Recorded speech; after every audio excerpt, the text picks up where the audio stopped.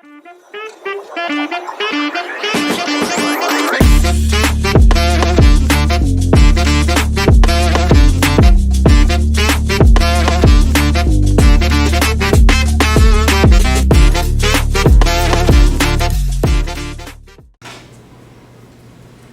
hi, good afternoon everyone. Good So afternoon. today I will present about my Coursera. But before we start to go to the Coursera, I will ask you this. Anyone ever know what is this picture? Or are you familiar with this picture? Post viewer, very good. So we will talk about post viewer today. Not only just post viewer, but we will talk about a systematic review and meta-analysis. The purpose of this presentation or this Coursera is to understand more about the systematic review approach to enhance our ability to comprehensively gather, evaluate, and synthesize the prior research or the older research. We call it what? Previous research, previous studies, leading to more informed and reliable conclusion in various fields of study. So this is the outline for today. And the first one, I will tell you what is systematic review and what is meta-analysis are. So what is systematic review is a research methodology or research kind that is summarizing all the research on a specific topic in a clear and organized way. So means you collect all the prior research or previous study, you collect all of them, and then you conclude what is the specific topic about that. But we also will talk about the meta-analysis, which is also a systematic review approach, but this use analytical or statistical technique that used for data collection for those prior research. So the difference is the systematic review is only collect all the prior research.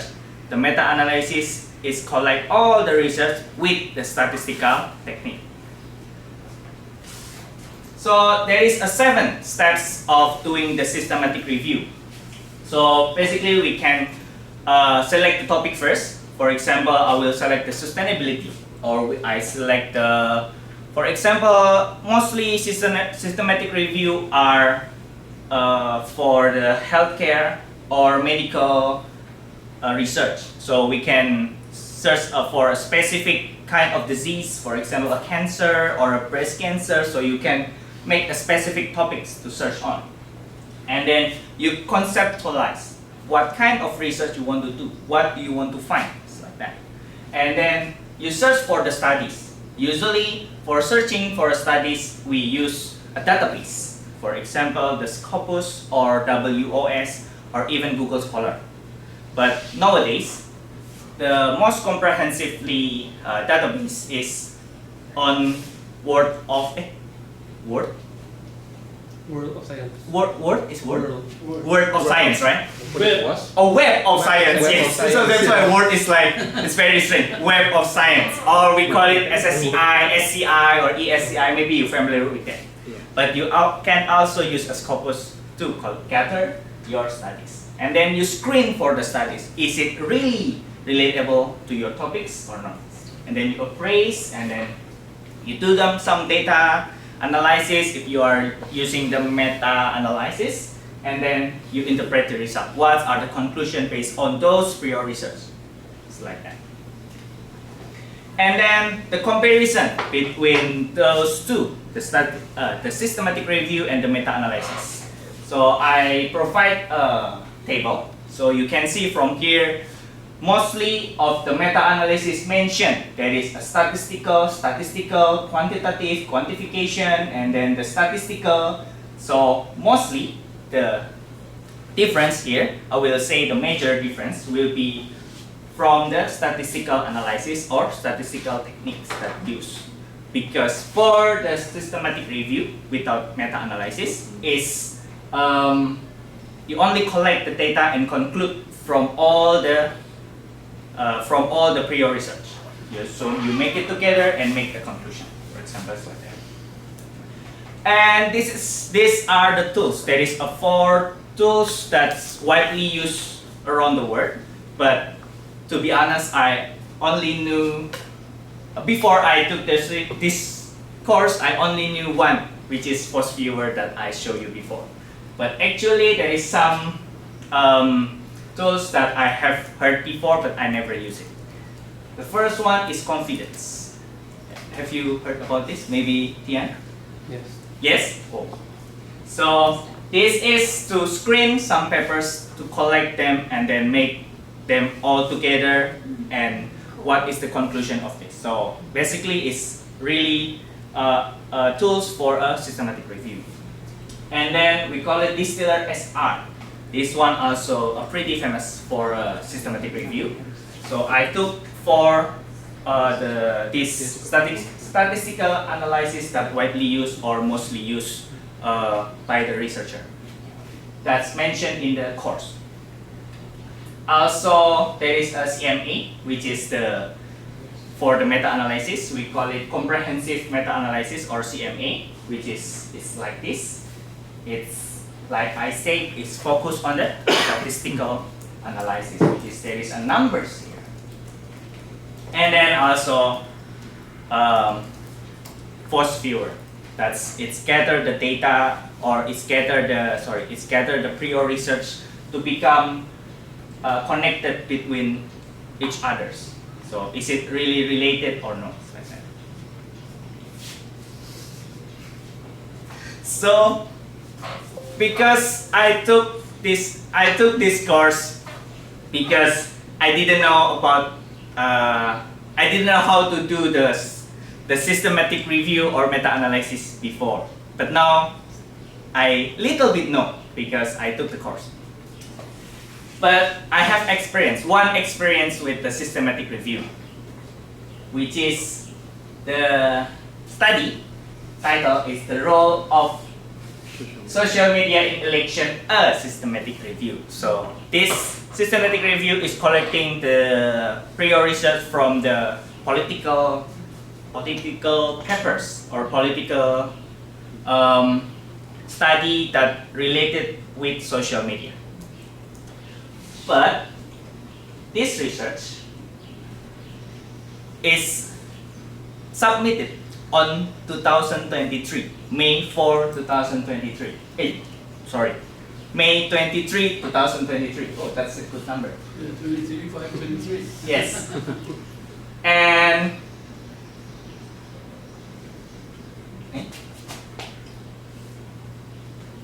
oh, no. It's submitted on January 20. So it's been almost 1.5 years.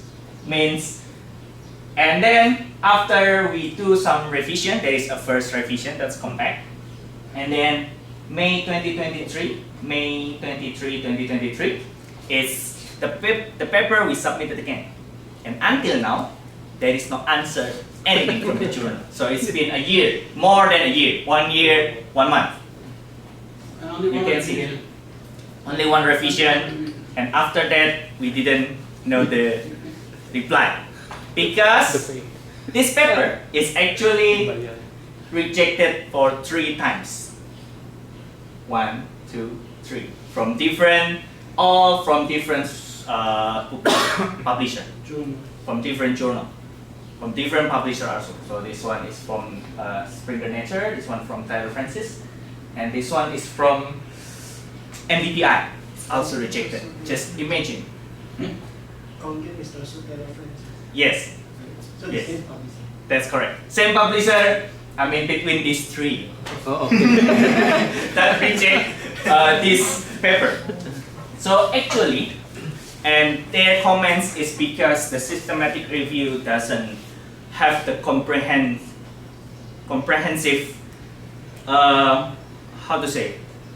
implication for the another study, for the research. So means that, and the systematic review only this paper only put only a few papers, I mean few studies to be interpreted.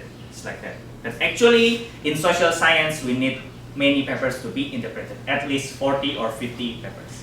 But this study is only maybe 17 or 20, it's like that. Because it's been a year, so I don't remember. But why still systematic review are important? Even I got rejected 3 times, but I still think that systematic review is important because it's to build the research gap, to build the understanding from the specific topics.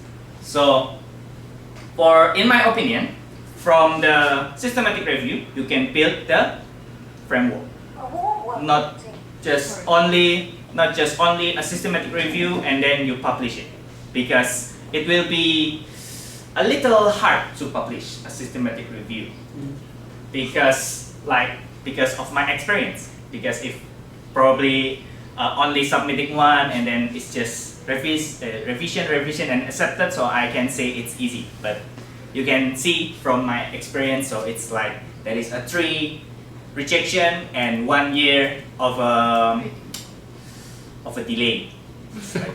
So I can say it's hard to publish a systematic review, but you can use this one as your tools to help your research gap or research framework, to build your research gap or your research framework. This last journal is what?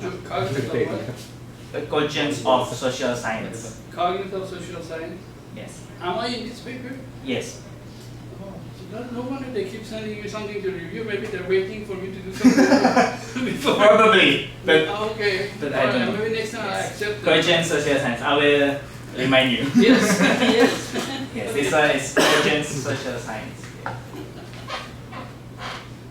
Okay. From Tyler Francis, like Jovi said. And as you know, this FYI for you, this journal is also have the APC. And usually, the journal with APC will return faster because they pay. I mean, we pay and they pay the reviewer. It's like that, for example. But this one, we just got delayed. So, yeah, and we don't know why. If we have rejection, we know why. Why it's rejected. Probably it's not under a scope, or maybe it's just not good article or good study, and we can revise like that. But this one, we don't know what happened. It's like that. So the conclusion of this presentation is, the first one is systematic is to gather or summarize the research on the specific topics. And then, however, meta-analysis are the same, but they are using the statistical technique. And there are 4 tools that mentioned in this study, which is Distiller SR, Confidence, CMA, and Force Viewer. And then systematic reviews also can help to identify the research gap in our field. And the feedback for this Coursera, actually I also have the positive and negative. Actually, the positive is giving me a new insight, which is systematic review. Not only you can produce a research and then you can submit it, but you can make those as your research gap or research framework builder, for example. And then the instructor are also very clear to explain the introduction, because it's very basics actually. And then, but the negative is the PPT design are too old. So it's like, it's only, how to say, it's only Word. So we cannot have interest for those courses. So I will feel like boring, it's like that. And then Coursera now didn't provide a certificate, so actually I didn't get. That's for everyone. How to say? It's like, yeah. Actually, it's like I cannot, how to say, show off on my LinkedIn anymore. You know LinkedIn, right? So yes, because in LinkedIn I already have 3 Coursera certificate, which is all is free. But now even it's free, I can get the knowledge, but I didn't get the certificate. So it's so sad. So that's why when Fern showed us the certificate, I was like, wow, you paid. And that last sentence, the English mistake. Which one? The very last one. Coursera. Coursera are not didn't. free. Yeah, Okay. you said it correctly, that R is extra. Coursera not didn't provide. Oh, no, it's not. But Coursera or not didn't probably should be Indonesian translate to English. Yes. It would be assembly like version. Yeah. Sure. Sure. So thank you so much for your attention. Yes. We will Oh, yeah. Okay, good afternoon everyone. Good afternoon, Good sir. afternoon.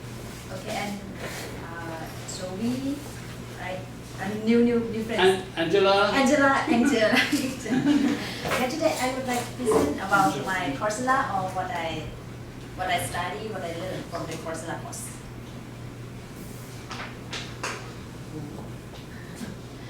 Okay, this is my table of contents. I have the different two Coursera that I separate. But Coursera 1, Coursera 2, pros and cons, conclusion, and difference. First is about AI business and the future. AI business and the future of work. This is from the university by this chief instructor of this course. Docent, instructor in strategy, communication, and senior lecturer in European Studies in Lund University in Sweden. Yeah, in this course, we will study about how AI will impact to industry. Because in present day technology era, advanced technology that they use a lot of AI, right? That's why I choose to study about this, and yeah, even my research to related with the AI and how AI work process. AI can help and become rich. So let's see, the first is about AI. Stand for artificial intelligence. This AI was used for the first time in 1955. And yeah, by a group of 4 computer and cognitive scientists, they give the meaning of the AI of this person. 4 scientists, computer scientists. Here they give like the science and engineering of marking, intelligence, machine. AI is the computer programming that learn and adapt. Yeah, and this is how does AI work. This start from the data. We put everything and in data.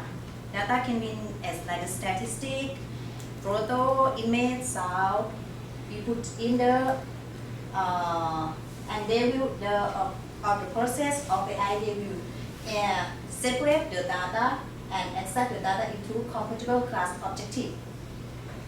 What they call this process like data translator, and then they will send to the AI algorithm, and they will provide the output to us. For this, we can say that AI algorithm is a formula or set of rule logical, and they will tell the machine how to find the answer and output to us and solve the problem. To this, from this. Here I will show you some say short video clip about how AI works.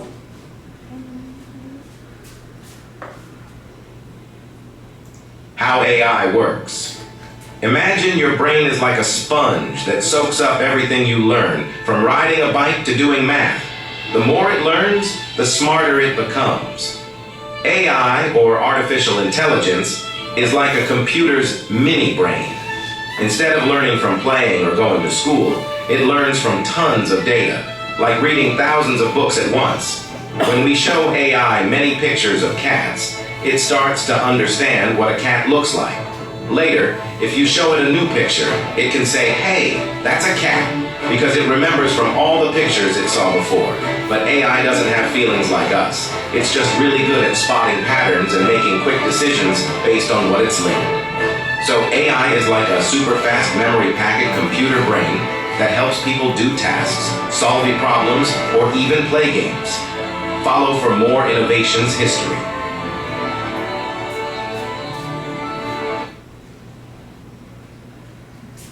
Okay, so video you can say that because we put a lot of data and AI, they think about it, process of this, and they remember all of the data that it's beyond our brain. How AI works. Imagine your brain is like a sponge that soaks up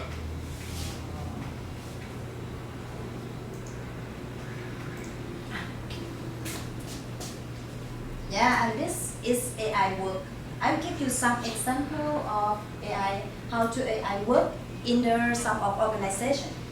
For example, here for customer service, they design a better advertisement, enhance the customer experience. And when they interact with the company website like Amazon, you can see that every time when we use the Amazon, sometimes, not every time, maybe when we need to look for the furniture for the first time, and then the next time we access to the Amazon again, and they provide us the same things. It's like the related thing that we use it. The cross thing that we want to find for the first time, maybe they know that we interested in that, and they provide it's about AI algorithm, they think about that. And the next one, from the Spotify, maybe you can see that the AI algorithm, they compare the multiple user, create the playlist that we always listen to, and they provide it again for the next time. And we don't need to find, because maybe they know our option, maybe that, and to find our use with similar tests. And here, this is from the, this person, they ask, they survey from the people in Sweden. They report that how do they think that AI will affect to the labor market and the economy in the future? And this is the result. They said that the mostly, AI will affect to almost all jobs, but only automate or small number of the job. And the next is about most jobs that exist today but did not be affected at all by AI. And another is like, AI will replace the people and automate many of the jobs that exist today. I'll show you some, and another is they don't know. And they ask another is like opinion about what AI will replace to our job. Example from here, manufacturing, most and construction, AI will come replace with our job as like construction, knowledge intensive, auto service sector, and other industry. Here, AI will replace our job. In the routine repeated tasks that we always do is the same thing. The job that we always do the same every day, like the call center agent.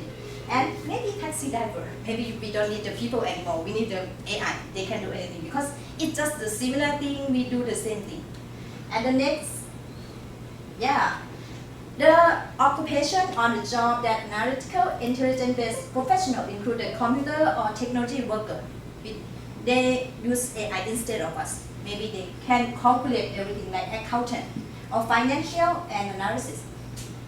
And the next one, creative and adaptable, because we put a lot of information, right, from the a lot of resources. That's why they can help the people, like as a sales manager and travel agent. They can suggest to people. You can see that from the say AI chatbot in the airline organization, that they can suggest how to plan, and they can suggest the place that you want to go, the famous destination. And however, not only we have AI give a lot of benefit, but AI we have to concern about the human right also. The right is for the people who can do anything right, for the rights. For including the right of the people in AI is about this right encompasses the freedom of opinion seeking, receiving, and sharing information through any media. And the negative impact of AI on human rights is because we put a lot of data and maybe it's not clear. Sometimes because AI is not the human, they don't have the heart, and maybe they didn't think about the rights of the human. And bias from implementation of AI outcome like this. The Facebook, they provide the advertisement or the job advertisement in the website. They provide to find the nurse, and AI choose the candidate only female. They didn't give the opportunity to another gender, because they thought that the nurse should be from the female only. More business are using AI in curriculum for quiet and for screening only. And this is another example that AI bias about the human rights. In 2015, the Google face detection algorithm gained notoriety for suggesting the people of color. They separate this kind of people like gorilla. Okay. Alright, then why even AI has benefit to us, but however they don't have a heart, they can just do like this. And this is because of the data also. We put the data, we have to show that we put the data is good, the regarding the algorithm are good, but the result I use for the best policy. And yeah, this is pros and cons of this Coursera. Good course provide the basic that we needed about AI with the business and about the human rights in AI. And the good invite guests, they have a lot of guests that they have experience about AI. They work in a lot of AI organization. And but however, too introductory and does not cover topic in sufficient depth. It's more just basics one. And another one is, I think they should give more the chart or the table. The example of the presentation. What that is, and here is a one question. We have to understand that AI has both advantages and disadvantages. Our AI should not be allowed to work isolated. Our then AI needs us to control beyond AI again. And the cost of organization to miss out on good opportunity. And here this is some quiz. And I got the certificate. Oh, you got it. How come? I don't know. It's show under my Coursera that I got the certificate here. So originally it's free or originally they need money? It's free. Originally the free course. Yes, free course. And the next one. Okay, I'm done for the AI, okay. And the next one is about being a researcher. Because it's my first time to be a researcher. And it's my first time to write a paper, that's why I interest in this course. Being a researcher in information, science, and technology. Okay, from this person. He is instructor from the Italy. Yeah, and he has long experience as an educator, as a researcher, and a supervisor of young researcher. Here is the introduction. A researcher is not only for scientific, but this course is good for the students who are consider research as a possible option for their professional life and to doctoral students and PhD students also in this course. So I will explain first about the science. It is a systematically organized body of knowledge on a particular subject. Yeah, so science is not only the thing that we need to experiment, but they have separate the science in different, the categories. Yes, category like we can call it natural science is study about natural phenomena, and physical study of non-living system. There's social, they study about the social life. And yeah, the formal science is like mathematics, logic, or the statistics. And the informatics is like a method. We can call it informatics and formal science. Yeah, and this is the model that is interaction. They created and they call this model is right triple helix model for the science researcher because they connect not only one things, but they connect from the industry, university, and government together to be a researcher. Because we don't need only the industry, but we need to connect with the university, right? Because we are the researcher, and we need the new things, new creating from the student. That's why we connect it, and we need some support from the government also. And here is the research, the benefit of research diffusion, that they can generate innovation leading to social progress. And a product embody research result making them accessible to researcher and author that interesting, and they benefit from peer result and build on them with a new contribution to other people and advance project in any field. And here is the science education research.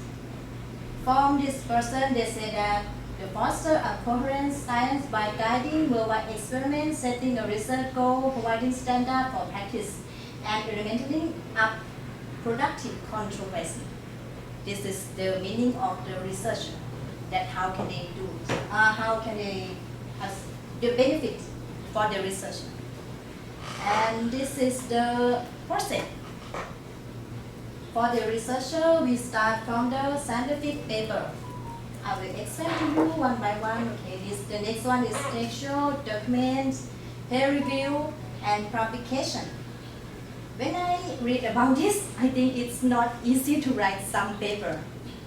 Actually, they have a lot of process, right? But because we face a lot of things, we passed this already. Yeah, the first thing we need to, for our PhD student to be the good researcher, the first skill we need is about writing. Reading. It's about reading. Yeah, we have to read a lot of paper, can understand about that, their state of the art, and read incrementally as another progress. And however, we have a question, how much more reading do I need before I can start my own work? A lot, not only one paper. I think it's a lot. And yeah, and you have to be, for the reading skill, you need to avoid from the ignoring previous work. Never finish reading. You have to avoid these two things. And the next one is writing skill. Yeah, writing also help to clarify informal idea and solution. We did the writing after we clear about what we read from the paper or the another researcher, and yeah, researcher write not only for us, but it's contribution to other people, right? For not only we don't need to need to write only in our scope, but have to provide to another people also, and they will get the benefit from our paper.